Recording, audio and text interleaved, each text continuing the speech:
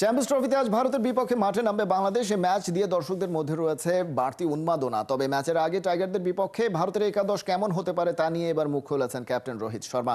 Champions ট্রফির জন্য ভারতের স্কোয়াড ঘোষণার পর থেকেই 5 স্পিনার নিয়ে শুরু হয় আলোচনা সমালোচনা।